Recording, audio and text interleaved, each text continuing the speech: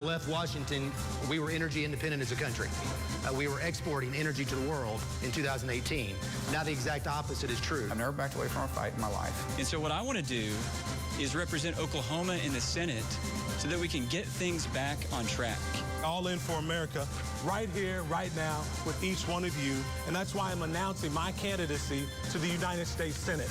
I have started the most exclusive club in Washington, D.C. It's called Members of the Senate Who Are Not Running for President.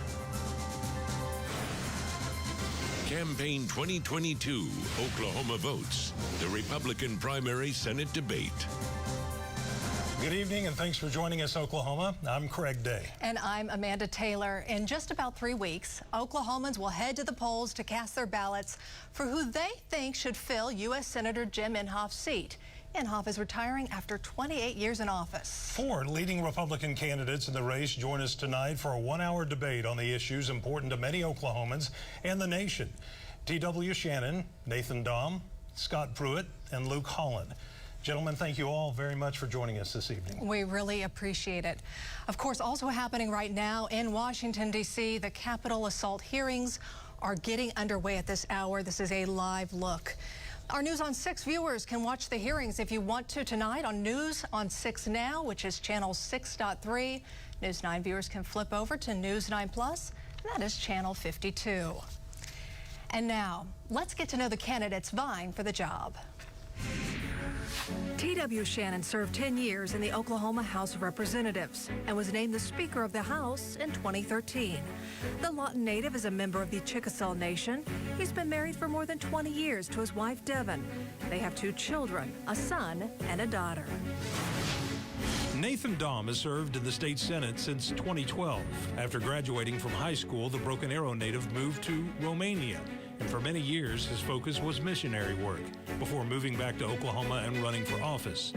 Dahm and his wife, Christina, celebrate their first wedding anniversary this month. Scott Pruitt was named the administrator of the Environmental Protection Agency under President Trump. Before that, he served 6 years as Oklahoma's Attorney General and 2 terms in the state Senate. Pruitt is originally from Kentucky. He and his wife, Marilyn, have been married for more than 30 years. They have a son and a daughter. Luke Holland is a Bartlesville native. He joined Senator Jim Inhofe's team in 2009. Over the years, Holland served in various roles like staff assistant and legislative director before being promoted to chief of staff in 2017. Congressman Markwayne Mullin declined our invitation to be here tonight, both in person and virtually, saying he needed to stay in Washington, D.C. to protect the Second Amendment rights of Oklahomans. I'm still elected to do a job, and I'm never going to neglect my job. That's not who I am. And we worked with the station trying to give them some dates that would actually work for us. Our calendar is set. You know our calendar is set. We know, everybody knows that this, or we were here. This isn't a new week. But I mean, I get it. They only have so many days they can do it. We'd love to participate. I mean, anytime we can draw a distinct difference between us and the other candidates, which it's very distinct. Our resume is completely different than the rest of them because we actually have business experience and most people have political experience. But we're here. We're going to be working here in Washington, D.C. They're trying to come after the Second Amendments constantly. They're always coming after our freedoms. And we got a fight on our hands, and that's my fight's here right now.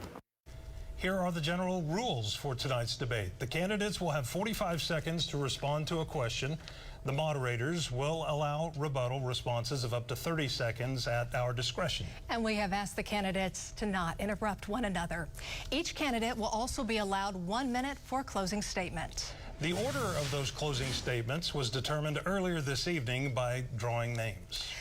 News 9 and News on 6 have our own independent Washington, D.C. bureau, and we focus on topics and issues that affect our state and its citizens.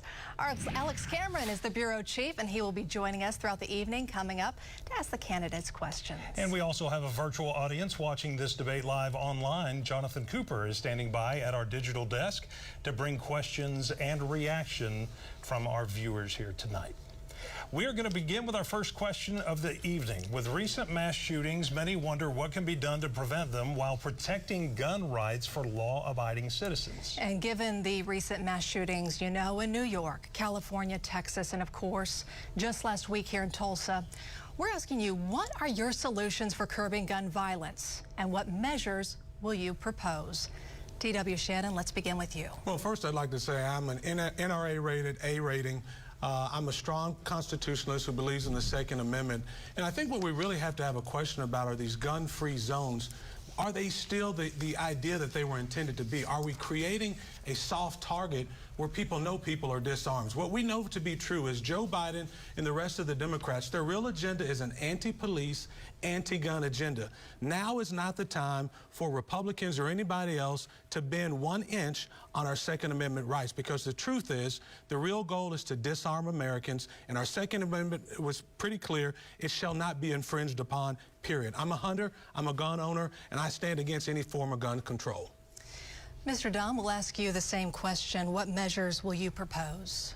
I've proposed numerous legislation to actually protect and expand the Second Amendment rights of Oklahoma citizens. I passed over a dozen bills to expand those rights. I'm the only candidate in this race that actually has expanded our Second Amendment rights when I passed our constitutional carry legislation and when I created and passed the nation's first ever anti-red flag act to stop the gun grabbers in Washington, D.C. from coming after our firearms here in the state of Oklahoma. I have the highest rating by the NRA of anyone in this race with an A+ NRA rating. I've been endorsed by the Oklahoma Second Amendment Association and the National Association of Gun Rights. I have fought for our individual rights. I'm going to continue to do that because what this is about is disarming law-abiding citizens. That's what the left is trying to do, and that's what I'm going to stop them from doing. Mr. Scott Pruitt, the same question to you. Yes, I think the first focus needs to be on securing our schools. These are soft targets that need to be focused upon as far as hardening and making sure that our students are protected consistently during the school day. And we've had weapon bans in the past. In fact, in the 1990s, there was an assault rifle ban, and there was no appreciable difference in outcomes. And as already has been said, the focus is really reflexively on the weapon as opposed to the shooter and the environment. There needs to be more focus on what is causing these kinds of incidents, and most of the times it's a heart issue. We need to make sure that we're dealing with the evil in society and not taking away the gun rights of Americans who are law-abiding. Mr. Holland, your response. You know, these shootings have been total tragedies. You know, what happened here in Tulsa, I live here. My best friend is from Uvalde, and so those shootings really hit close to home. But when you really think about the cause of these challenges, it really does come down to the issues that we see in society. We do need to look at hardening our schools, and we need to look at providing armed police officers to protect our kids as they go to school. There's nothing more important than making sure that they feel safe when they're there. But the fact that the left has been so good at kicking God out of absolutely everything is one of the biggest challenges that we face as a society. And we need to invite God back into our everyday lives and seek Him for the healing that we need. There may be some follow-up that we need to get to there. One thing I want to touch on is the red flag laws. Mr. Dahm, as Senator, you know all about that because you passed an anti-red flag law. Let me just tell everybody at home, red flag laws allow police or family to petition a court to take guns away from anyone who's been proven to be a danger to themselves or to others. And Oklahoma, as mentioned, has an anti-red flag law in place. We want to start with Mr. Holland on this question. Do you support that measure? So I think that when you look at challenges like in Uvalde, the police and law enforcement already have the tools that they need to go after individuals who are publicly talking about shooting and harming people in public. When that happens, they have the ability to prosecute them for felonies, and felons are not allowed to own weapons. And so the red flag laws that we're seeing talked about in Congress right now do nothing but cause people's constitutional amendments to be taken away without due process, and that is not something that I will ever support. Mr. Pruitt. Yes, I mean, the core with the red flag laws is exactly due process. And what happens oftentimes through legislation, both at the federal level and at the state level, is that due process is truncated, is taken away. And Second Amendment rights, core rights are taken away as a result. And so I'm very much against red flag laws. I appreciate in Oklahoma that we have anti-red flag laws to protect the constitutional rights of Oklahomans and to ensure that due process rights are protected. Mr. Dahm, thank you, Mr. Pruitt. Mr. Dahm, 2 years ago, you actually were the one who authored the anti-red flag law here in Oklahoma 2 years ago. A lot's happened since then. Do you still stand behind that, or do you think maybe something needs to change? I absolutely support my legislation that we passed. Like I said, Oklahoma was the first in the nation to pass an anti-red flag law. These red flag laws that have been passed in other states violate numerous provisions of the Bill of Rights, of those constitutionally protected rights, not just due process, but in many instances, somebody can report upon you anonymously and you lose the right to face your accuser. In some of these instances, it takes you over a year of hiring an attorney to prove your own innocence to go and to get your firearms back. So these red flag laws that are being introduced are entirely unconstitutional.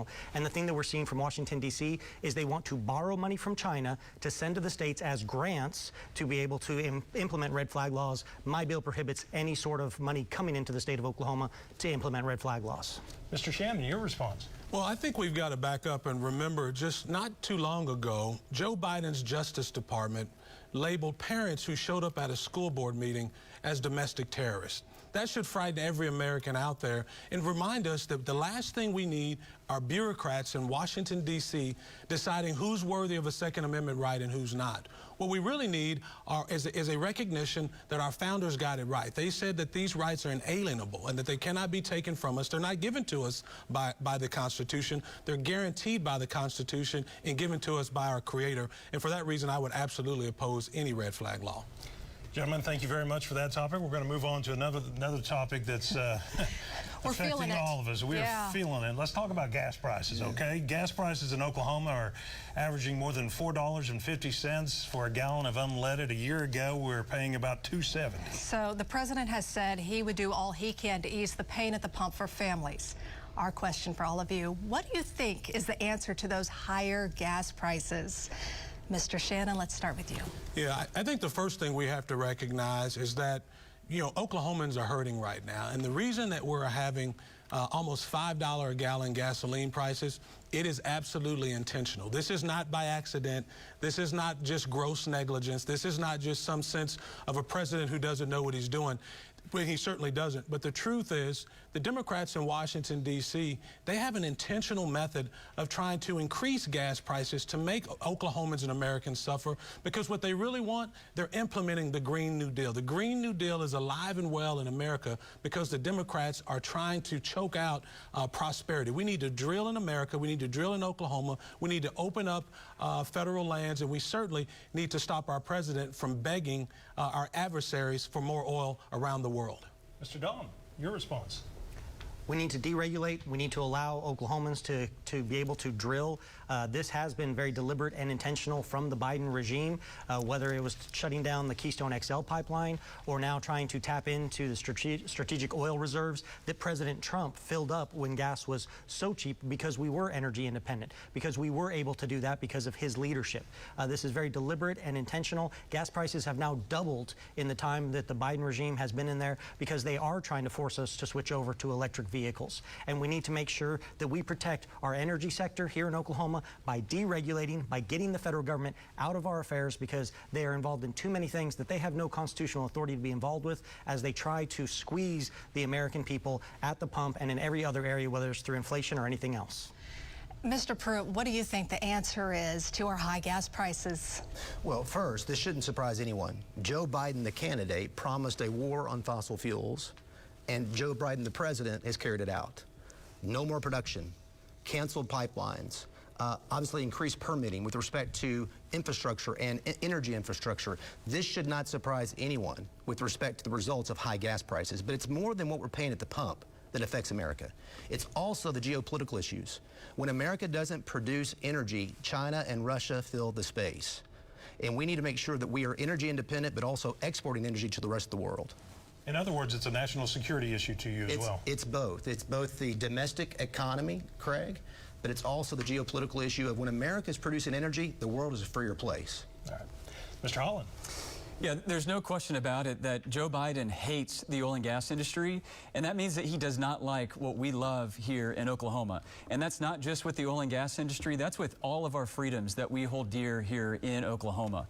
And they're celebrating right now the high gas prices because they want people to be forced to buy electric vehicles that they can't afford. We love oil and gas here in Oklahoma, and we're going to fight for oil and gas every single day. Jim Inhofe has endorsed me for this race because he knows that there's no one in this race who's going to fight more for energy independence than me. The way that we lower gas prices is that we increase supply, drill here, drill now. That's what we need to do. We really appreciate you all staying on topic and giving us the answers to that question on what you would do. And on time. Excellent work. Indeed. Our next question comes from Alex Cameron, our D.C. Bureau Chief. Alex, take it away. Amanda, thanks. At this very moment, the House Select Committee to investigate the January 6th attack on the U.S. Capitol is holding its first public hearing, in fact, just a few feet from where I'm standing. The committee is laying out evidence that they say, and this includes a couple of Republicans, they say was a well-organized conspiracy to subvert the will of the voters and stop the certification of President Biden's victory. Now, some of the key information is coming from former members of the Trump administration and from Trump allies in Congress. So my question for you is, should Americans pay attention to these hearings, and will you? Why or why not? Mr. Holland, we start with you. Yeah, well, the media is really working overtime to distract the American people from the real challenges that we're facing right now. I mean, we just talked about gas prices. Inflation is skyrocketing. We have runaway government spending. There's chaos all over this country. And all the Democrats and the national media want you to be paying attention to is anything else. And they want everyone to be focused on this crazy issue that we should not be focused on, and instead focus on the real solutions that to the challenges that we're facing in this country right now, and instead of being focused on these distractions. And Mr. Pruitt, will you be paying attention to this? I wish there was as much attention being focused upon the individuals who perpetrated fraud in the 2020 election. We know that fraud occurred. We know that actions were taken by certain individuals across the country, and there's been no prosecution, no focus upon that. I mean, we need to make sure for the next election that we do all that we can to ensure that the changes that were made in 2020 in the name of the pandemic are not repeated. Private ballot boxes being funded by private corporations. That's wrong. That should never occur. The integrity of our balloting process needs to be secure, and we need to make sure that as we go forward, it's protected to ensure the reliability of the elections. Mr. Dahm, your response to Alex Cameron's question from Washington, D.C. Rather than watching the false media narrative and what the Democrats are pushing, I encourage people to do their own research, and you'll see that there were actually Capitol Police officers that held open the doors. You'll be able to find out that there actually were federal informants that were involved in this that seemed to be encouraging it, and you'll see that actually Ashley Babbitt was murdered by a Capitol Police officer, and Congressman Mullin praised that Capitol Police officer for murdering an unarmed veteran in Ashley Babbitt. There was no insurrection. Insurrection is a federal crime, and not a single person has been charged with insurrection, but the people that are being held in the United States Capitol, those January 6 detainees, are political prisoners. Just last night, Joe Biden said he was going to start arresting people on the political opposition, those in the other party, and we've already seen that they've been doing that to these people, denying them their due process for over a year.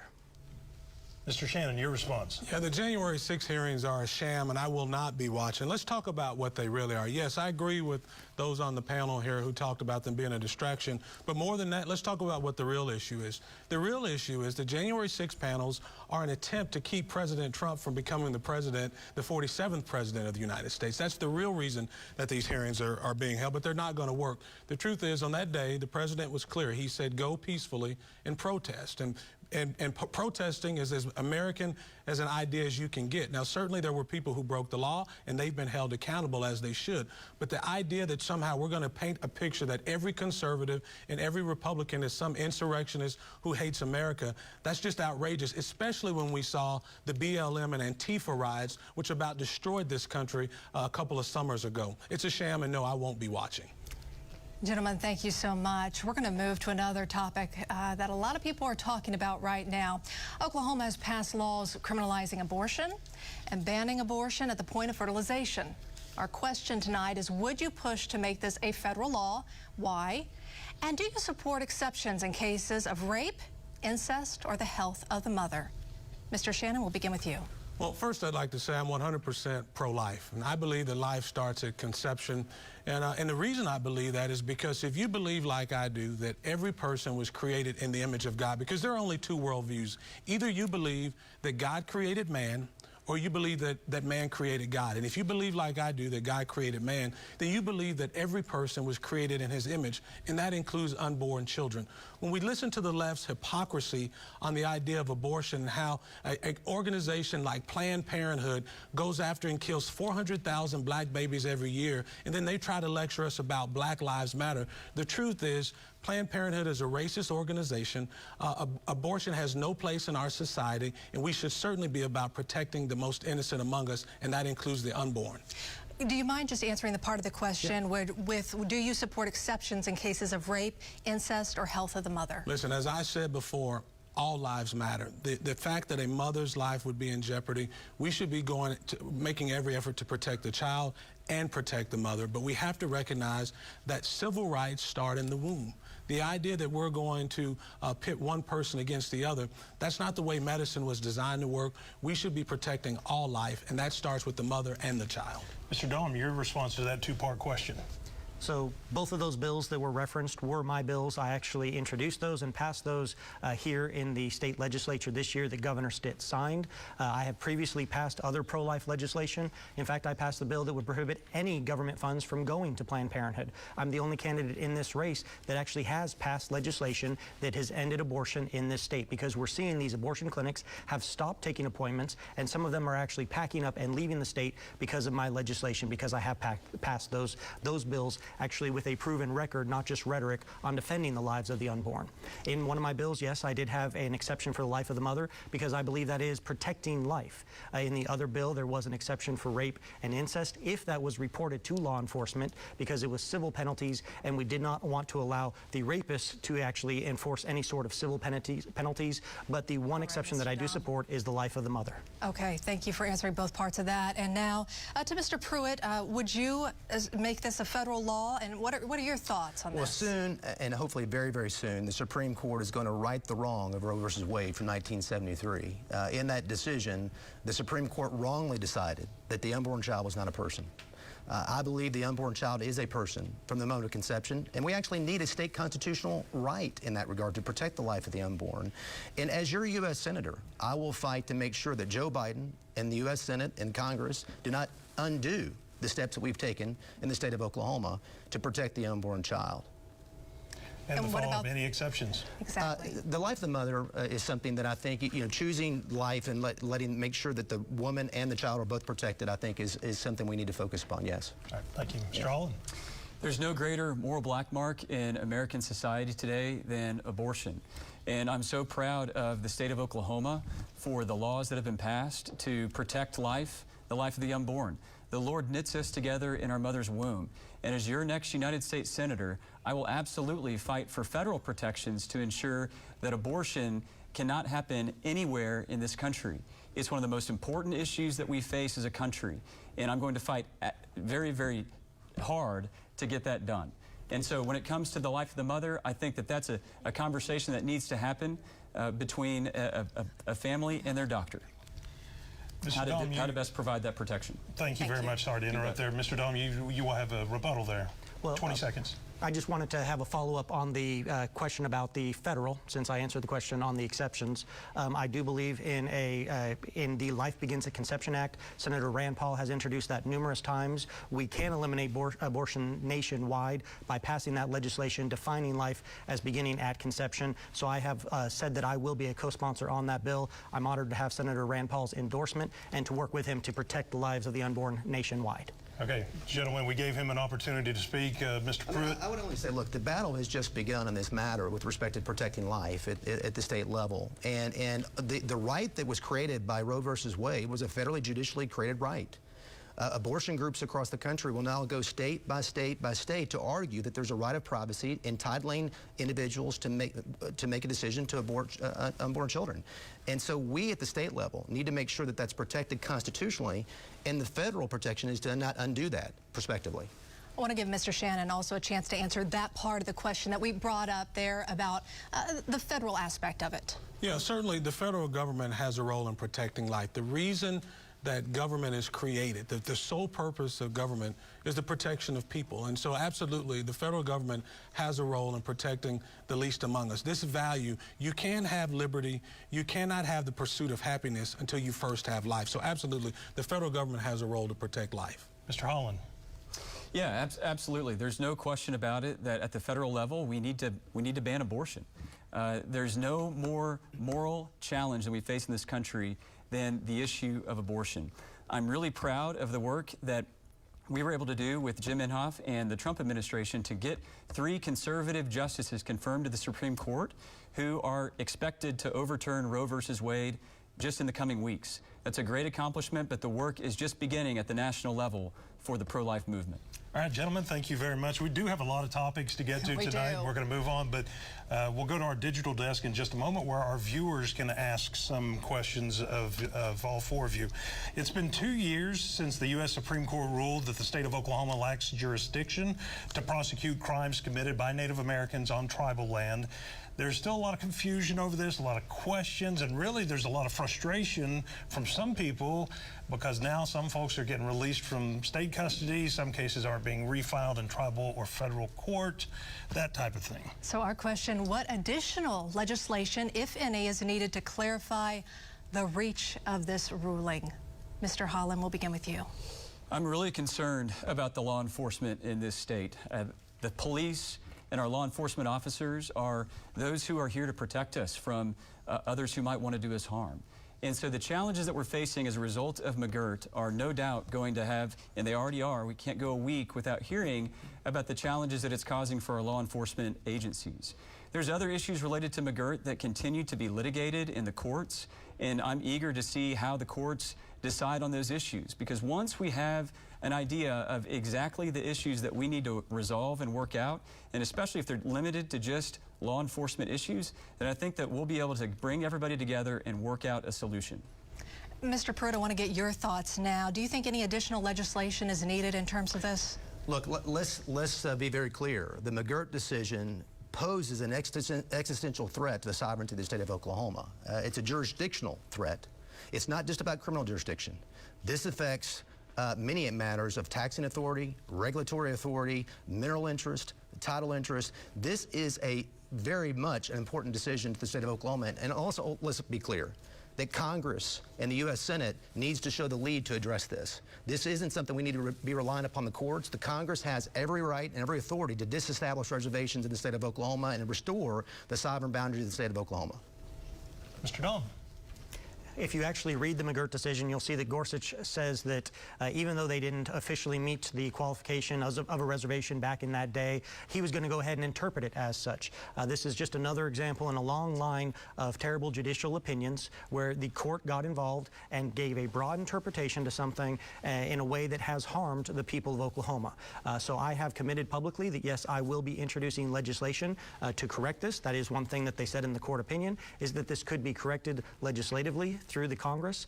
This is something that is federal jurisdiction. I know others will say that they don't want Washington, D.C. making decisions for the people of Oklahoma, but this is something that needs to be fixed by the people or by the federal government, and I have no undivided loyalties for this like others. My loyalty is to the people of Oklahoma, all the people of the state of Oklahoma.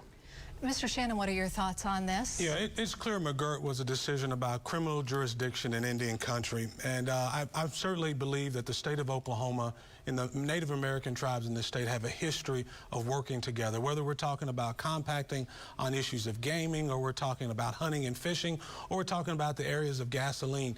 Oklahoma has been a model of how states and tribes can work together. And this is another opportunity for us to do that. But the last thing that I believe we need is for Nancy Pelosi and Chuck Schumer to decide what's best for Oklahoma. Any decision about Oklahoma should be an Oklahoma first decision. That includes all 4 million Oklahomans, who also includes many members who are tribal members like myself and Congressman Mullin, who's not here tonight. I want to give Mr. Pruitt a chance, a 30-second rebuttal to that. Go ahead. Well, if I may, as Attorney General, I know that there, as a previous former Attorney General in this state, I know that conversations have taken place between the current administration and the Attorney General's office and the tribes seeking clarity on the very issue of whether it's only related to criminal matters. and that's not been reciprocated. I mean, let's be very clear here. This is not only about criminal jurisdiction. This is about civil jurisdiction. This established new boundaries in the state of Oklahoma. It reestablished reservations in the state of Oklahoma, and jurisdictional requirements of civil, both in title interest and regulatory and taxing authority, is under question. And Congress is the only entity that can solve that problem. Okay, we do want to move on because we have so much to get to, and we really appreciate a lot of you who are watching online tonight. Absolutely. Our Jonathan Cooper joins us now with some of the questions that viewers are asking tonight. Coop? Craig and Amanda, we're getting a lot of messages right now through Facebook and through our text line. A common theme that I am seeing on here is the economy and inflation. In fact, the News on 6 News 9 poll from last month of GOP voters found that the economy and inflation is the most important issue for voters right now. Tomorrow morning, the federal government will release new inflation numbers as well. I chose a question from a woman named Deanna. She's specifically focusing on senior citizens. She asks this: what are you going to do to help the senior citizens on a fixed income? We are hurting. The little cost of living adjustments we got last year has been wiped out with a rise in Medicare, gas, groceries, utilities. We are struggling. Mr. Shannon, let's start with you. Yeah, what we can do to help our seniors, what we can do to help all Americans and all Oklahomans, and that's to save America, and that starts with the America First agenda. What we need to do, we need to unleash American energy, we need to unleash the power of the private sector, and we need to remove the barriers and the regulation that's crippling so many businesses. Listen, I'm a businessman, I'm a banker. We're out there every day building lives for everyone, building better lives for everyone. We're investing in businesses, and what we see time and time again is that the Biden agenda has failed America. This Build Back Broke, which has cost us so many jobs, which has created really a vacuum of leadership in Washington, D.C. What we need to do for our seniors, we need to ensure that this republic continues to exist, and that starts with an America First agenda. Mr. Dahm, we're going to ask you the same question. What would you do to help with inflation and what our senior citizens are dealing with? Well, inflation is a hidden tax. It impacts every single one, but especially those that are on a fixed income. When I actually lived overseas and served as a missionary, the country that I was in had massive hyperinflation, so bad that they dropped 4 zeros off their currency. It wiped out people's retirements. It wiped out their savings. So I've lived through this firsthand. And what causes inflation is government out-of-control spending. And we have to admit that Republicans have been just as guilty in Washington, D.C. as the Democrats. That's why we need true conservatives, fiscal conservatives, with a proven record like I have, that are willing to vote no on these things. We cannot borrow $40 billion from China to send over to a corrupt government in Ukraine like Congressman Mullin voted for. We have to have people that will say no to the spending and put America first, and our seniors and everyone to stop these inflationary practices. Mr. Pruitt, let's talk inflation and solutions. Yeah, I mean, inflation is tied directly to the devaluing of our currency. When you're over $30 trillion in debt, we used to talk about that and care about that in this country, and we don't anymore. We need a pro-growth and actually a balanced budget process to our budgeting in Washington, D.C. Energy is also contributing. The high energy cost is also contributing to our inflationary pressures and supply chain issues. But fundamentally, when you look at the U.S. today, you know, our out-of-control spending, the devaluing of our currency, the $30+ trillion in debt, I've made a commitment as your U.S. Senator that I will not support any bill of spending that requires the printing of money. It needs to stop, and we need to take it seriously. All right, and Mr. Holland, what would you do to battle the inflation issue? The first thing that we need to do to stop inflation is the exact opposite of what Joe Biden wants to do.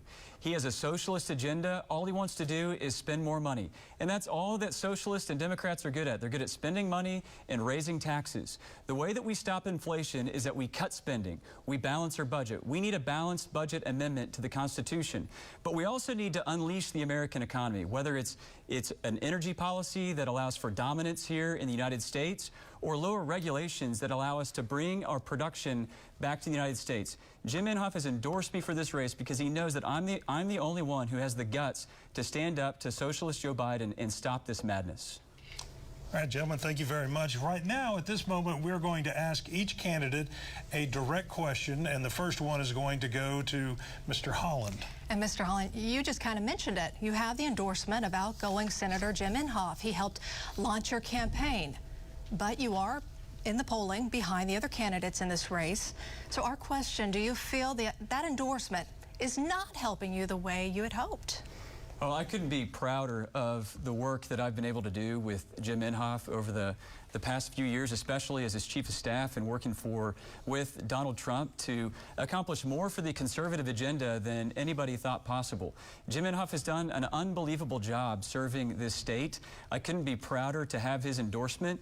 And the reason that he's endorsed me is because he knows that I have what it takes to actually deliver results for Oklahoma, to stop this madness that we're seeing from the socialist left, the fact that they're trying to kick God out of absolutely everything. We need to bring God back to the center of things and seek him for guidance so that we can actually heal this nation and get things back on the right track. Our next specific question will go to Mr. Pruitt. Mr. Pruitt, the latest investigation by the EPA's Criminal Enforcement Division detailed an incident where you, as head of the EPA, asked your security detail to use the lights and sirens to get you through traffic. And in 2017, according to the investigation, they drove the wrong direction into oncoming traffic to pick up dry cleaning when you were late for an agency meeting. We want you to respond to that, and what would you say to anyone who may worry that you might abuse or misuse authority or power if elected to the Senate? Well, first, I appreciate the question, and two, those things did not occur. And three, what's interesting about those processes internal to Washington, D.C., is that I was never asked one time a question about any of those matters, nor was the head of my security. You know, oftentimes D.C. deals in the shadows, and as the head of the EPA, as President Trump, for President Trump, we were dealing with issues with that agency that many were trying to undermine on a day-to-day basis. And so controversy doesn't mean that things are true.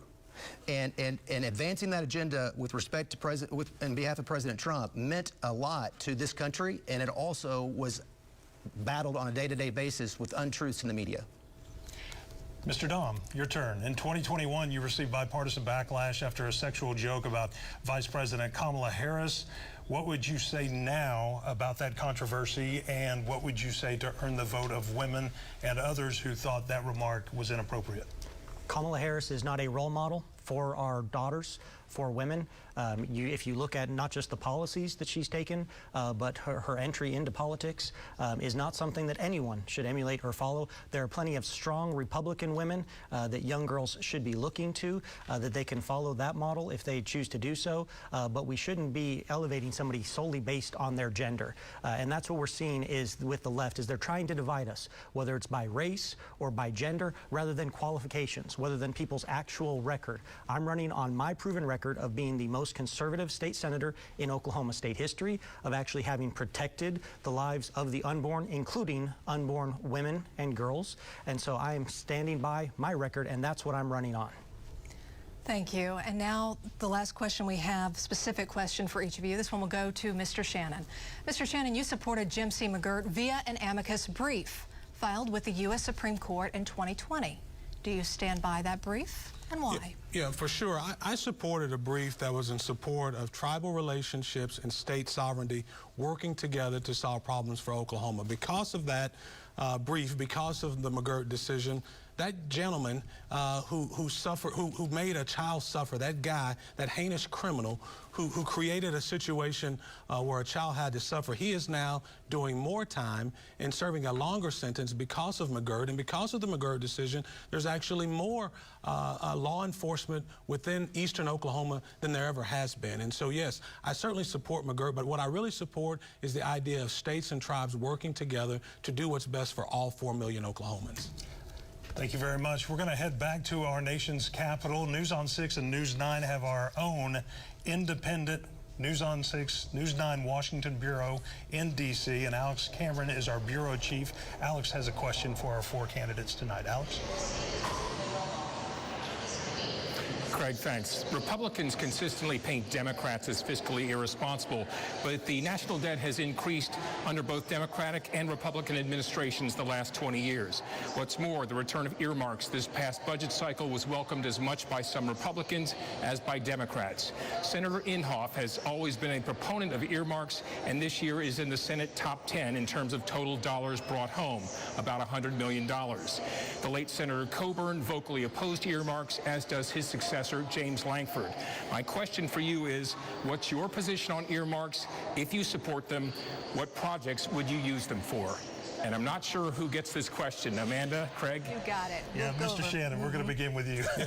Well, let me first say this. We need a balanced budget in Washington, D.C. As the Speaker of the House of Oklahoma and my own personal budget at my bank, we balance the budget every single year. And that's exactly what needs to happen in Washington, D.C. And unfortunately, earmarks have been used to drive up the debt. The challenge we have in America right now is we're $30 trillion in debt. And the politicians in Washington have continued to use earmarks to grow the budget. They've grown the federal budget to a point that is going to exceed our national GDP for years to come. That is not just a matter of fiscal responsibility, that is a matter of national security. And so certainly where Jim Inhofe has been instrumental in making sure that we have the strongest military and strongest defense, that has certainly been a use of keeping the executive branch accountable. I'm certainly a big believer in the second branch of government, but we should be limiting spending in Washington, D.C., and we should be limiting earmarks for sure.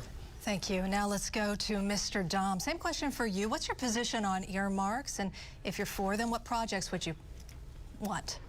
Earmarks are perfectly constitutional. However, they are a part of the problem that is adding to the national debt.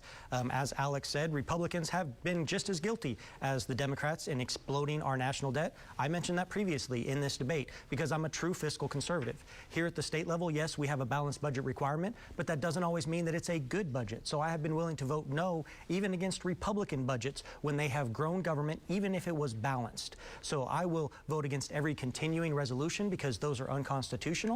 I will vote against out-of-control spending because it is immoral that every child born in this country is already $90,000 in debt because of what happens in Washington, D.C. So I'm going to continue to fight for the taxpayers just as I've already proven to do as a proven fiscal conservative. Mr. Pruitt, what do you have to say? Very clearly, I'm against earmarks. I think it is a process that has yielded, as already has been indicated, a tremendous growth of spending. But beyond that, it shouldn't surprise any of us that both Republicans and Democrats are joining together to increase spending. I'm also a believer in term limits. I believe constitutional term limits should be in place to prevent the accommodation, the approach to legislation and spending in Washington that increases it and never deals with the deficits.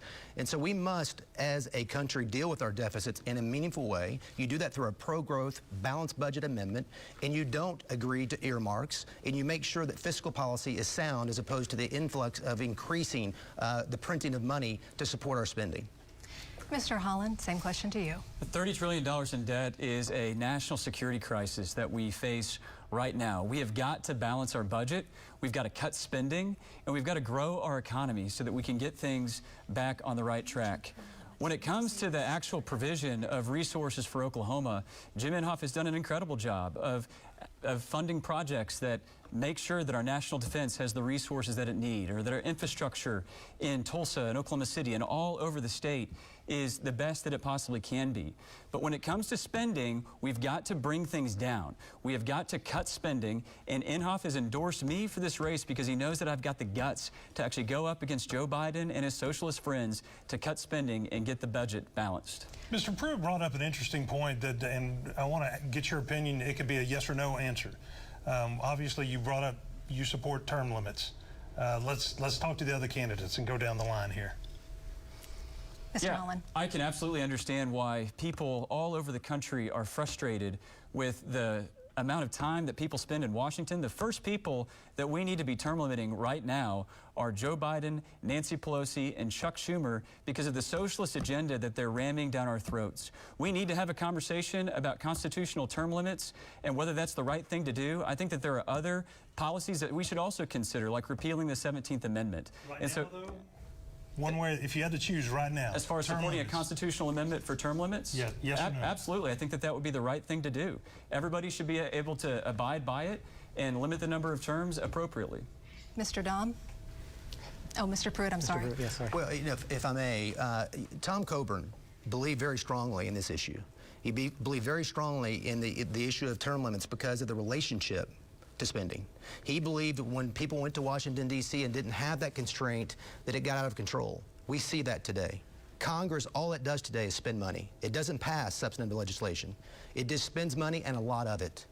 And so we have to have new controls, balanced budget amendments, but this term limits issue is a very, very important one with respect to controlling the out-of-control spending by the legislators that are there. All right, quickly, Mr. Dahm, Mr. Shannon after that.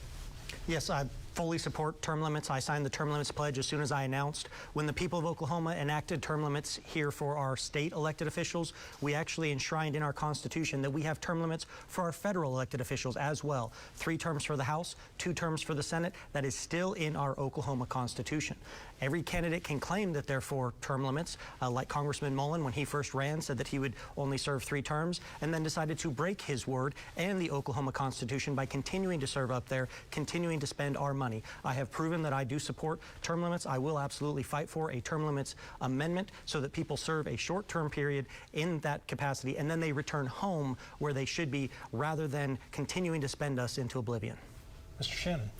I think it always goes back to our founding fathers, and I do not believe that our founding fathers intended for people to go to Washington, D.C. and spend decades there. I absolutely support term limits. I've signed the term limits pledge as well, and I certainly believe that part of the challenge we have in Washington, D.C. is that swamp water gets pretty good to a lot of people the longer they're there. We have to have people that are going to Washington, D.C. to make a difference. In Oklahoma, we only get to send 7 people. We don't need career politicians there who are going to continue to drive up spending and lose focus of the people who sent them there. They are accountable to the people. They are not accountable to those in Washington, D.C. and special interest groups. I want to ask you guys about this. On May 19th, the U.S. Senate voted to approve $40 billion in funding for military and humanitarian assistance for Ukraine. And that includes both Inhofe and Lankford. Explain your position on the Russia-Ukraine conflict, the war there, and how far U.S. involvement should go. Let's start with Mr. Holland. Sure. The worst thing that could happen to the United States right now is for Russia to steamroll through Ukraine and then begin invading either Poland or Romania, which are NATO allies, and would require people like my younger brother, who's in the Air Force, to go and defend them. And so instead of allowing that to happen, it's absolutely appropriate for the United States to provide Ukraine with weapons so that they can fight against Russia and Putin's invasion. I'm very proud of the Oklahoma National Guard for the work that they did to train the Ukrainian troops for this very moment.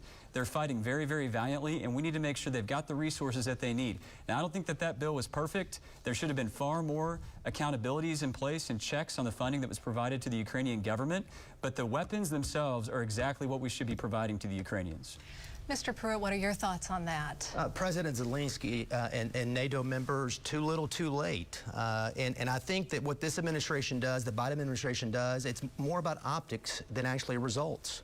I would not have been supportive of the $42 billion appropriation for Ukraine, not because I don't care about what's going on in Ukraine. I do. It's because, it was ineffective, too late, and moreover, there should have been discussion about offsetting those expenditures with cuts in other parts of the budget. I know that there were senators on the floor of the U.S. Senate trying to get amendments to that bill heard to offset the $42 billion, and those were dismissed. So the reason for the opposition to it is because of the ineffectiveness and also the fact that it's too much spending. Mr. Dahm. I lived over in Eastern Europe. I've seen this firsthand. The governments throughout Eastern Europe are wholly corrupt.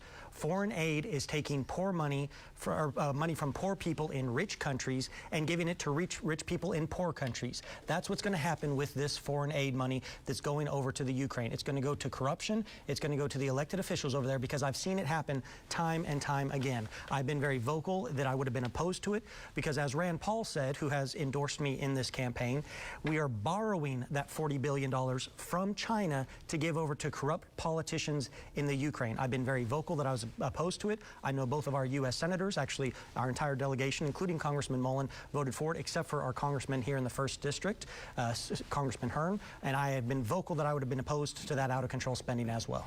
And Mr. Shannon, same question to you. What do you think about the U.S. involvement? It was absolutely a mistake to spend $40 billion of American taxpayer dollars and send to Ukraine to secure the Ukrainian border and to arm Ukrainian citizens while our border remains open. And while the Democrats and some Republicans in Congress are calling to disarm Americans, this goes back to the America First agenda. It should be America first. And right now what we see is that there's no plan in Ukraine, there's no strategy, and at the end of the day, we could potentially be sending $40 billion to Vladimir Putin, because we saw this happen in Afghanistan with the failed pullout, where our President of the United States, our Commander-in-Chief, embarrassed our nation before the world, where he had no plan, no serious idea about how to withdraw from Afghanistan. And so I would absolutely be a no, and Republicans should be ashamed of themselves for siding with Joe Biden on this issue. Thank you very much. We're going to I want to ask you to keep your comments or response to this next question somewhat brief, because we want to get to one more question from Alex Cameron in D.C. But so far in 2022, 25 states have raised their minimum wage. 9 states have upped it to about $15 an hour. Do you think Oklahoma can compete and recruit workers with our minimum wage at $7.25? Mr. Shannon, we'll start with you. Yeah, raising the minimum wage is an absolute mistake. I'm a free market guy, and the market should decide wages. In fact, what we don't need is a federal system that's deciding how much a business should pay and how much a business shouldn't pay. Every time the federal minimum wage is raised, jobs go away. What we should be doing is incentivizing the public sector, the private free market, to decide what the value of goods are, to decide what the value of a service is. Listen, I'm a business guy. I hire people all the time, and every business person I know, they're dying for people. If you can show up for work, if you can pass a drug test, and you have a work ethic, the world is your oyster in America right now, and we should not be incentivizing people to not work. We should incentivize work. That's why when I was Speaker of the House, we passed welfare reform requiring a 20-hour work week. People should be working, and we should not be raising the minimum wage. We shouldn't even have one. Yeah, we're going to run out of time. Let's try to make it quick, Mr. Dahm. The true minimum wage is $0. If a business has $15 to hire an employee, with the current minimum wage, they can hire 2. If it gets raised to $15, they can hire 1, and the other person gets $0. Constitutionally, the federal government has no authority to be involved in minimum wage at all. So no, I do not support any minimum wage increases. Mr. Pruitt. Against the minimum wage increases, absolutely. But to grow an economy, what is important is getting our tax code under control. There's way too much corporate welfare at the federal level. We give subsidies to solar and wind and all forms of companies. What we need to do is flatten the code, make it fair for everyone, not benefit those that have lobbyists in Washington, D.C. at the expense of individuals in Oklahoma. We need to take off the shackles with respect to regulatory matters in this country, and we need to focus on energy independence in this country. If we do those kinds of things, the economy will grow, and what will happen? Jobs will occur, and competition will occur for employees, and wages will go up. Let's talk about minimum wage. Mr. Holland. Yeah, one of the worst things in America right now is that we're paying people not to work. One of my #1 priorities as your next senator is going to be to do comprehensive welfare reform so that we actually give people the incentive to work again. Right now, if they're being paid not to work, then it's destroying their families. God created work before the fall. Work is a good thing. It's good for us to go out and provide for our families. And we should be doing absolutely everything we can to have a booming economy so that people can go out and find jobs and provide for their families. Thank you all. Our next question comes from Alex Cameron in our Washington, D.C. bureau. Alex? Amanda, right now a bipartisan group of senators is working to overhaul the 1887 Electoral Count Act to try and clean up what some see as ambiguous language in the law and keep it from being exploited in the future. They want to make it clear that the vice president's role is strictly ceremonial, also set a higher bar for members to challenge a particular state's results. How do you feel about this? Would you vote for or against such a law? And try to keep your answers short. Start with Mr. Holland. Yeah, I don't think there's any problems with the way things have happened. I think that the big problem is on election security. We've got ballot harvesting that's been happening, allegations of that. That needs to be fully and finally investigated. Oklahoma has some of the strongest election security laws in the nation, and I'm proud of the Republican Party for changing the laws in over a dozen states to make them look more like Oklahoma's. But we've got to get to the bottom of these criminal conspiracies that are making it more difficult for Republicans to win elections. Mr. Pruitt. Our founders understood the importance of the Electoral College to make sure that voices were heard across all the respective states of the Union. It is absolutely the wrong thing to do, to do anything that impacts the Electoral College in an adverse way. Let's be clear here, too. This is not about the institutions. Our institutions are not deficient in this country. They're sublime. They're providential. It's the people within the institutions who are not doing their job, particularly in Congress. Congress doesn't do anything anymore except spend money. They don't legislate, they don't law make, they don't truly take up these key issues in the betterment of individuals. And when that happens, the executive branch fills in the space, regulations are passed, and people are not represented. Yeah, we got to stick to the time, guys, because we want you to get your closing statements in there. Mr. Dahm, please. I was the first person to introduce legislation here in the state of Oklahoma for election integrity. I do not support what they are trying to do because, as usual, the Democrats are trying to deflect and to try and change the Electoral College away from the founders' original intent. I believe that we do need a national voter ID requirement for all federal elections, and I will introduce legislation for that. If we do that, that would fix 90% of the fraud and cheating problems that the Democrats use. So I do not support what they are trying to do. And even when it comes to January 6th with the Electoral College certification, I said early on that they didn't follow the constitutional measures, so I would have voted no on those states that did not follow the constitutional provisions for seating their Electoral College votes. Mr. Shannon. Yeah, the Constitution is not the problem. The problem is, the real problem in this country are the Washington, D.C. politicians who continue to ignore the Constitution.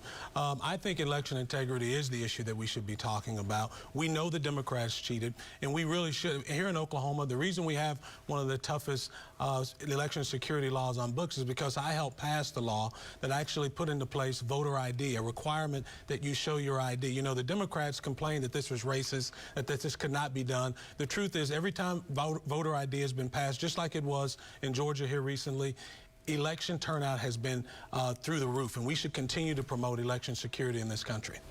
All right, gentlemen, thank you very much. We appreciate that.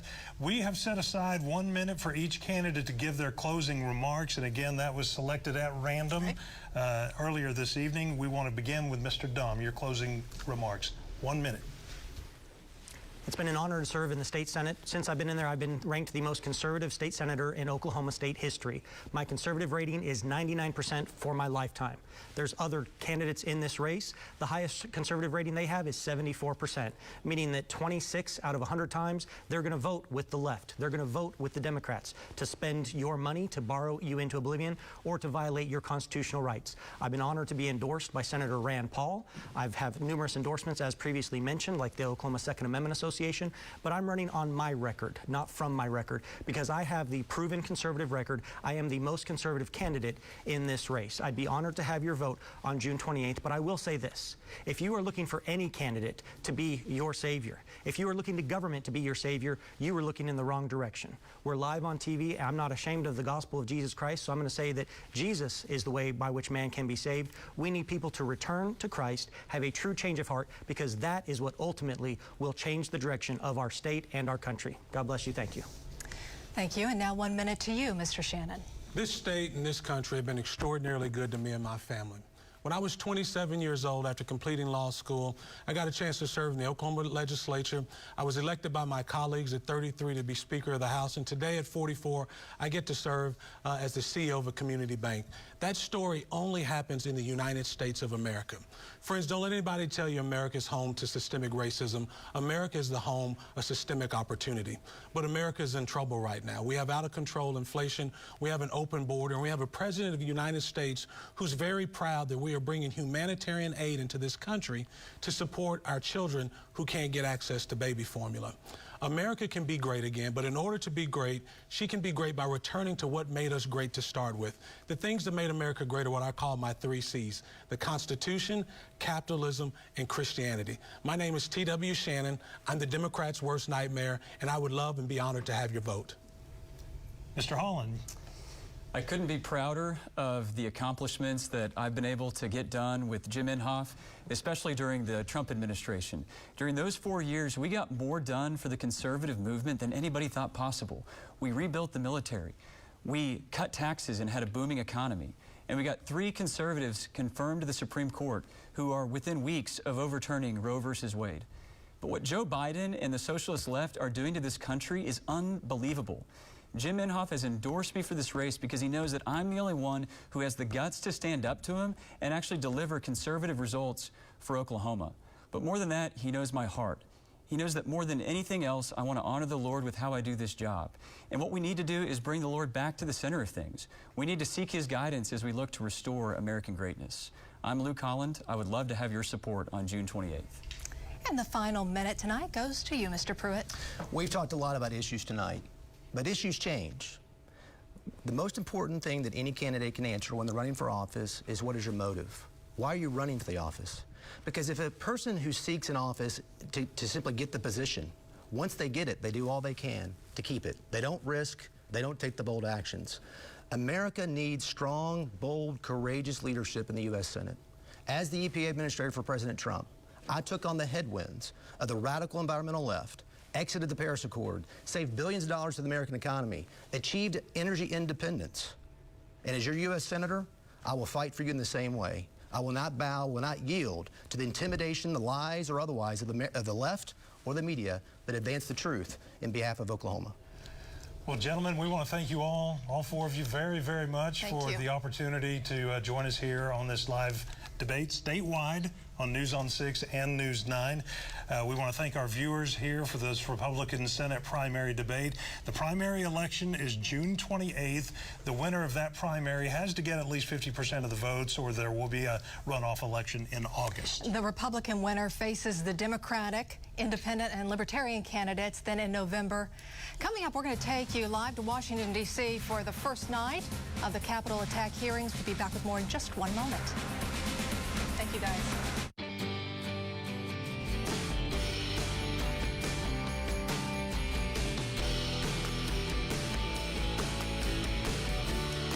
Sanders Nursery, Broken Arrow, Green Country's ultimate gardening destination.